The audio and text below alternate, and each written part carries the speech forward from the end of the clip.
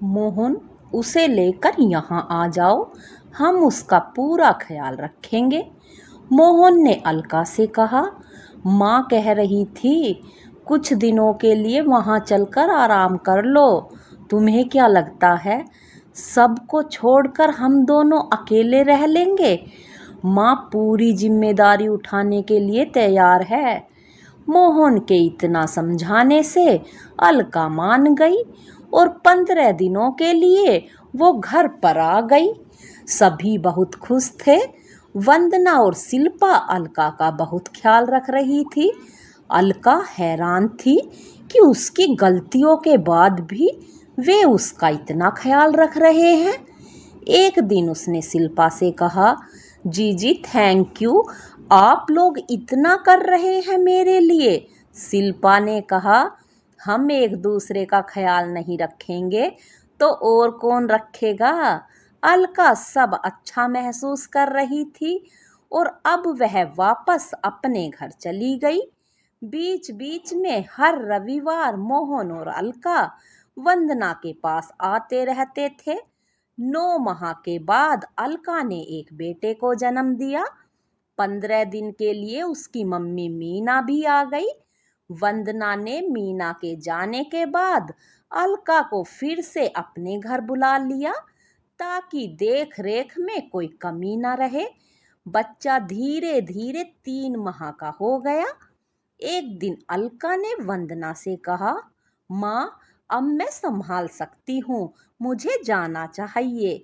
अलका, यह घर तुम्हारा है, तुम यहाँ रह सकती हो, कभी भी संकोच मत करना।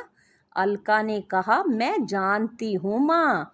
अलका और मोहन फिर अपने घर चले गए। अब अलका का ऑफिस शुरू हो गया। बच्चे को ऑफिस जाते समय अलका ससुराल में छोड़ देती। वंदना और शिल्पा बच्चे का पूरा ख्याल रखती।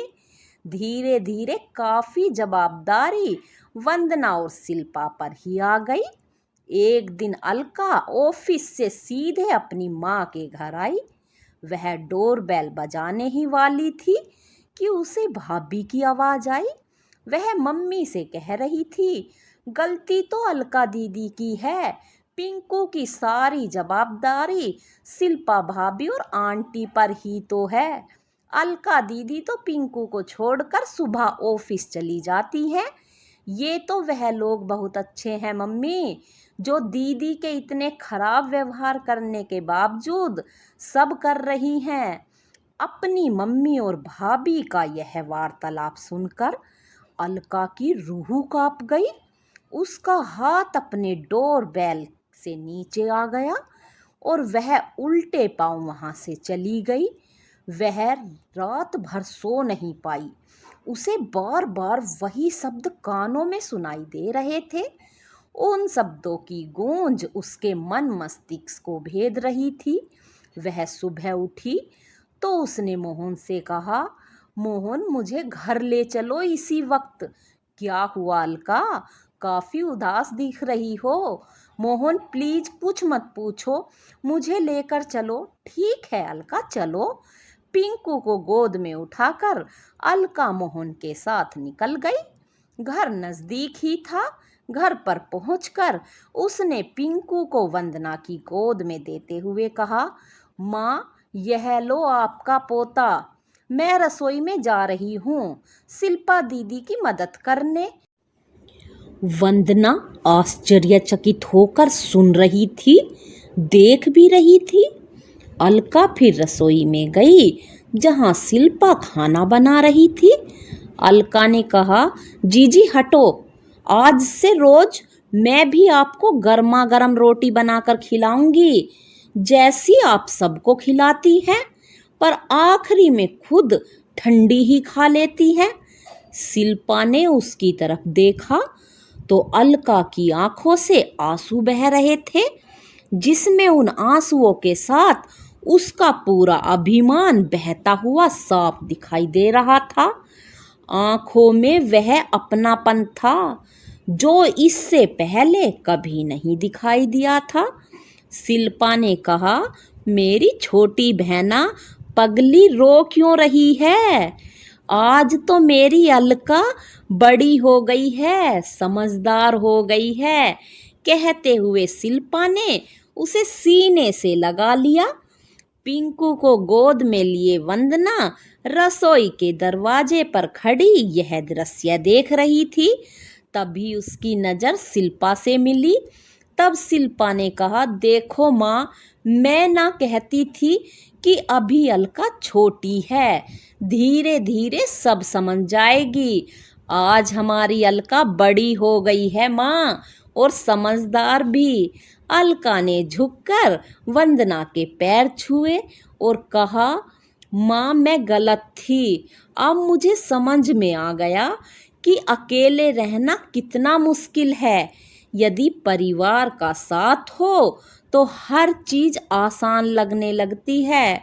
माँ मुझे माफ कर दो, मैं स्वार्थी हो गई थी।